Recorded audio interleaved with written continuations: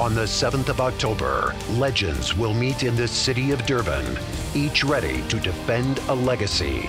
Hawkey versus Cucciniello. Mustard versus Micholas. This is the countdown to EFC 64, proudly brought to you by Keith Ho Bet Exchange. On October 7th, EFC 64 takes place in the coastal city of Durban, South Africa, the birthplace of mixed martial arts on the African continent. The event is headlined by one of the city's greatest.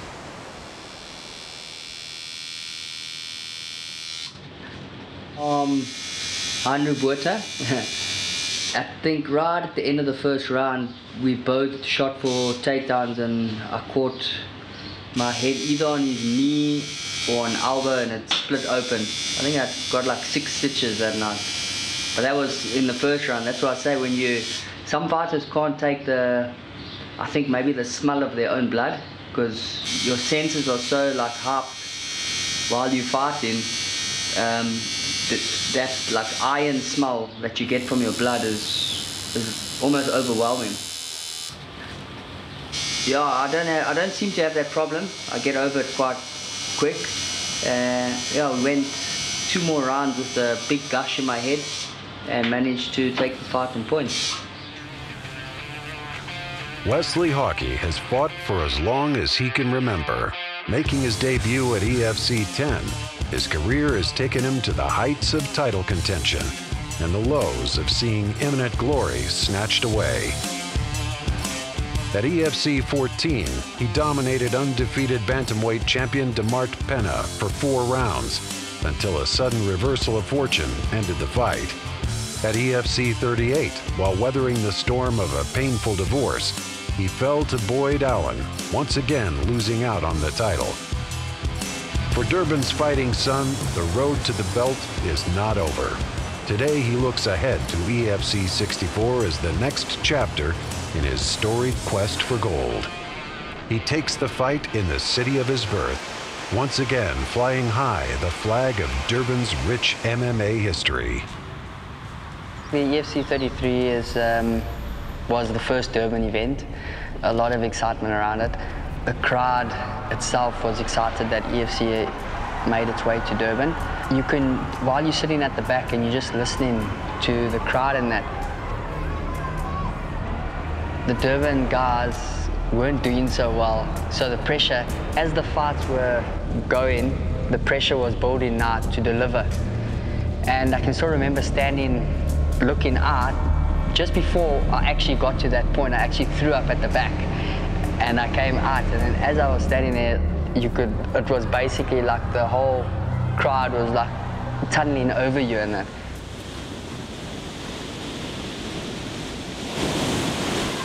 Postures up this Brendan Katz. He looks like he's desperately close. He's thinking about it.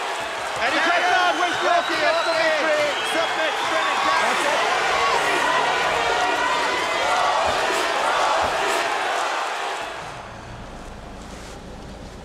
In 2015, Wesley and childhood friend Dylan Williams took the old Harlequins clubhouse and turned it into a community gym.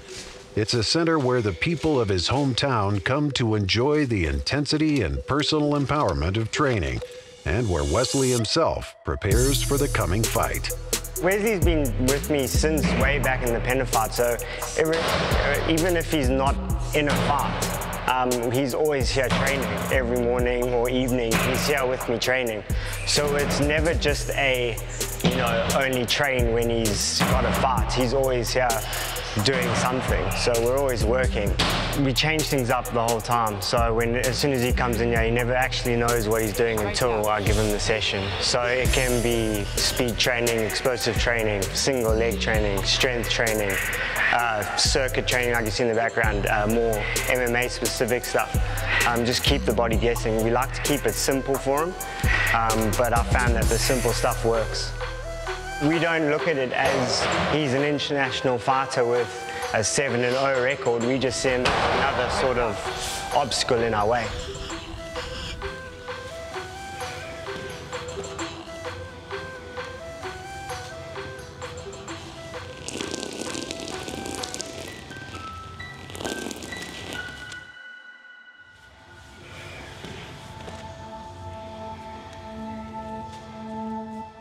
brother Donovan Hawkey has been with Wesley since the beginning. An MMA legend himself, he welcomed Hawkey to the boxing ring when Wesley was just 6 years old. Today, the brothers work side by side, as they always have, with father and trainer Henry looking on. Donovan's hard, eh? Because especially now with these world champs coming up, the man's thick. So, you know, that if a clean shot comes through, those shots are hard and you really want to stay away from them. We actually almost defined the style in bluff. It is more stand-up, and I think it's more exciting as well. He's got a point to prove. He's been in the game for quite a long time, and he's always just fallen short. So I think since the penalty fight, he really wants to prove something. Yeah, the featherweight belt has been hiding from me for quite a while. I almost got hold of it, and then it decided to just say, hey, Wes, you need to work a bit harder for it.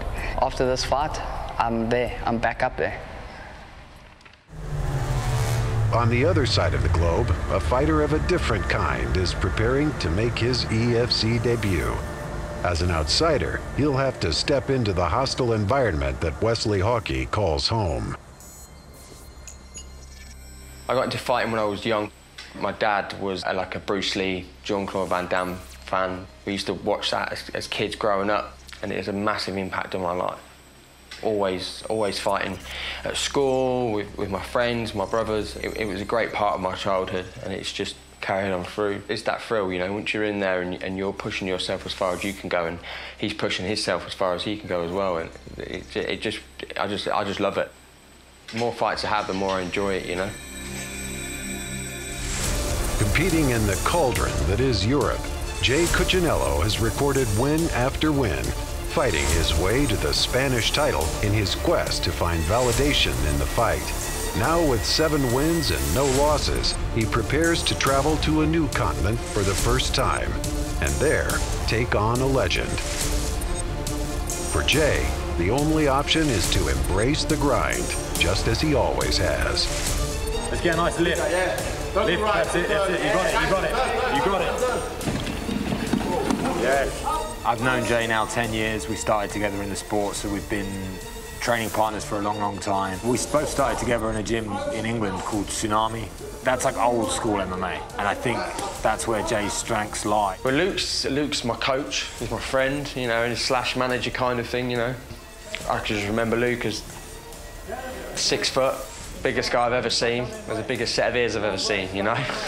Fighting style-wise, he's very, very relentless. His grappling is very high level, and he's always pushing the pace. He moves very well, he's very smooth, he doesn't get tired. He's a grappler who's been winning by knockout. So people think he's a knockout artist, and he is, but when he grabs hold of you, you're going to know about it. He's done a lot with his life. He's been around, you know, he's been around the UFC. I remember him sleeping in a store cupboard, you know, size of shoebox. I'm very lucky to have him, you know. I'm always out to test myself, you know. So I always go in with a winning mentality, you know. I want to win. I have to win. It's just something that's in me. I'm out there to win, you know. I've got to win, and I'll just keep going. I can keep going. I'll go all day. I want to win. That's all that matters. While Jay keeps body and soul together amidst close relationships and the demands of training, there are darker forces that exist within him, strengthening his resolve for the fight.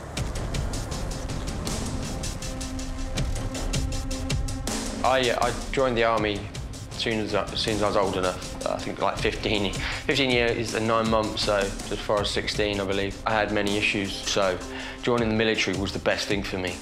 I was attached to the 1 Royal England, the Vikings, an infantry regiment. From there, I was deployed to Iraq, and I served in Sierra Leone and Afghanistan. It was like the highest of the time of all the fighting with the Taliban, you know, and you're talking, you know, close quarters, you know, close encounters with the Taliban and stuff. You know, it was heavy times, you know, and we lost 9 blokes on that tour, 9 great blokes, and you know, there's not a day that goes by that I don't think about them. Memories that I'll have for the rest of my life, and I'm very grateful to be here. While it is past horrors that fuel Cucciniello's fight, it is the promise of the future that nourishes Hawkey. I live for my family. I basically will do anything for them. Can I kiss? Huh? Are you coming to visit? Yes, just to visit. My time is all for my wife and 2 kids.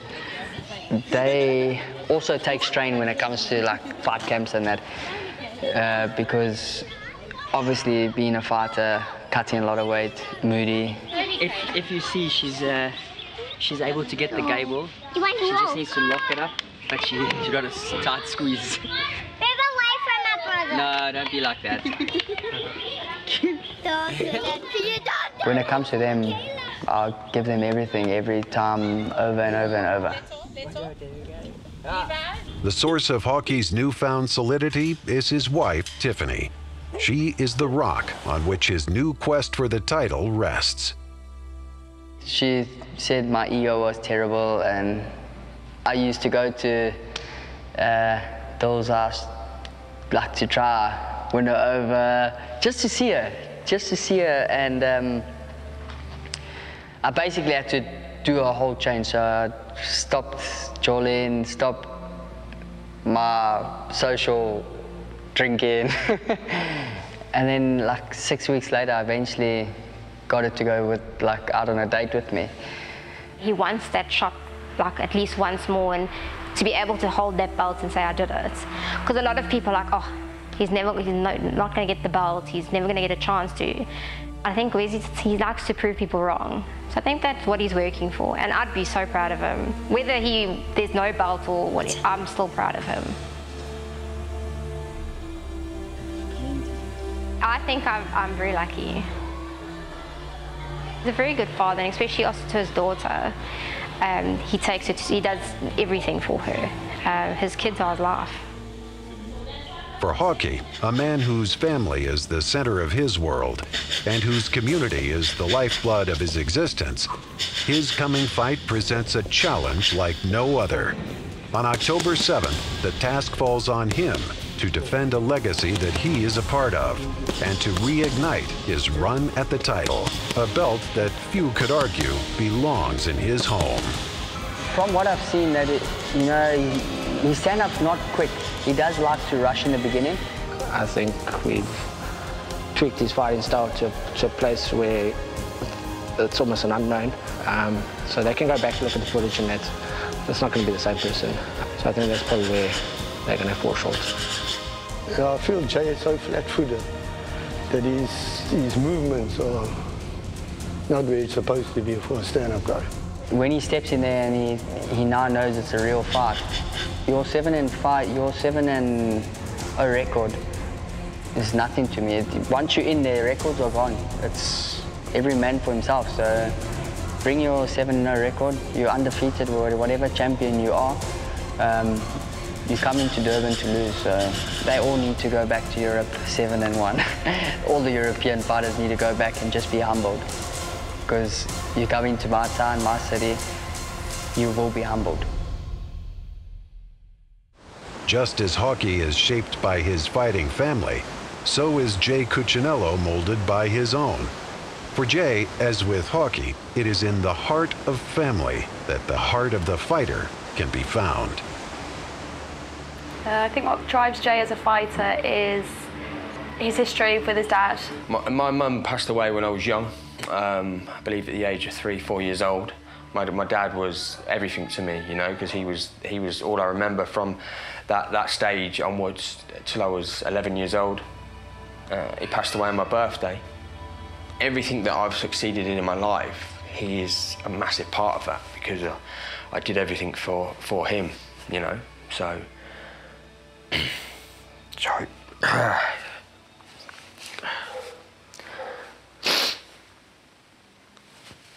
So yeah, he's a massive hero for me, you know. So all I want out of this is just to leave, you know, my dad's name family name behind in this sport, as a great fighter. Travel the world, spreading my dad's name around the world everywhere I go, and maybe a future for my kids to to be able to look back and see what I accomplished and stuff, Huh? On October 7th, Jay Cucciniello's dream finally comes to pass. He travels to Durban, South Africa, bringing the legacy of his family name with him. There, over a potential 25 minutes of combat, the truth of all he has become will be laid bare. I fought in front of 4,000 Spaniards screaming the champion's name, and I've come out victorious on that. It's going to take a lot more than just being in someone's back garden to beat me. Losing doesn't even come into my head. It doesn't faze me one bit. I know how cruel this world can be, so I'm going to go in there and fight with everything I've got, and I've got a lot. When we're in that cage, you're going to have to finish me. I've fought my whole life. I've fought in wars. Just because he has experience in the cage doesn't mean he has more experience than me. He can have 1,000 fights before I care, and win them all. In my eyes, I can still beat him. I don't care, whatever experience he's got. I'm coming to put on a show, and I'm coming to make my name known. My fight record speaks for itself. I want to win. That's all that matters. There's only 2 of us in that cage. It's just me and him. This fight it's massive.